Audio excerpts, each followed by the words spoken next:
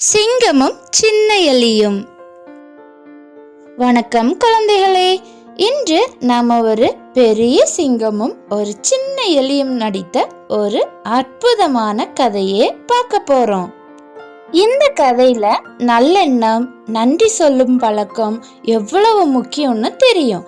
பெரியவங்களும் சின்னவங்களும் எப்படி நல்ல நண்பர்களாய் இருக்கலாம் அப்படிங்கிறதையும் இந்த கதையில பார்க்கலாம். வாங்க கதையை ஆரம்பிக்கலாமா? ஒரு பசுமையான காட்டில் ஒரு பெரிய சிங்கம் ஒரு மரத்தின் கீழே அமைதியாக தூங்கிக் கொண்டிருந்தது. அதே நேரம் அருகில் ஒரு சின்ன எலி புல்லுக்குள் விளையாடி கொண்டிருந்தது. அது தானாகவே சிங்கத்தின் மூக்கின் மீது ஓடி வந்தது. சிங்கம் உடனே கண் திறந்து, யார் இது என்னை எழுப்புறது என்று கோபமாக கேட்டுக்கொண்டே எலியை பிடித்து கொண்டது. எலி அதிர்ச்சியுடன் சிங்கத்திடம் கேட்டது, தயவு செய்து என்னை விட்டு விடுங்கள் சிங்கராஜா, இனிமேல் தவறு செய்ய மாட்டேன். ஒரு நாள் நான் உங்களுக்கு உதவுவேன். சிங்கம் சிரித்தது. நீயா எனக்கு உதவ போற?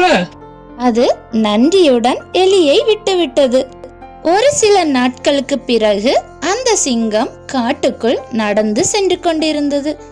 திடீரென ஒரு வேட்டைக்காரனின் வலை சிங்கத்தின் மேல் விழுந்தது. சிங்கம் என்ன செய்வதென்று தெரியாமல் கத்தி கூச்சலிட்டது. அந்த சத்தத்தை கேட்ட எலி, அது என் பெரிய நண்பனுடைய சத்தம் என்று சொல்லிக்கொண்டு ஓடி வந்தது. சிங்கத்தை வலையில் கண்டதும் எலி தன் கூரிய பல்லால் கயிறுகளை கடிக்க ஆரம்பித்தது. நொறுங்கும் ஒலியுடன் கயிறுகள் முறிந்தன. சிங்கம் விடுபட்டது. சிங்கம் மகிழ்ச்சியுடன் சொன்னது, நீதான் என் உயிர் நண்பன், நன்றி. அந்த நாளிலிருந்து அவர்கள் நல்ல நண்பர்களாக வாழ்ந்தனர்.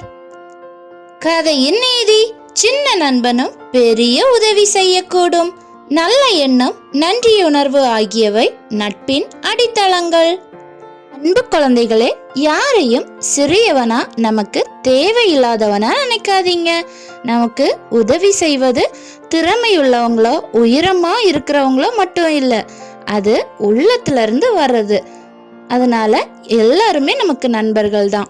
இந்த கதை உங்களுக்கு பிடிச்சிருந்ததுன்னா லைக் பண்ணுங்க, ஷேர் பண்ணுங்க, சப்ஸ்கிரைப் பண்ணுங்க. அடுத்த முறை இன்னொரு அழகான கதையோட சந்திப்போம். நன்றி.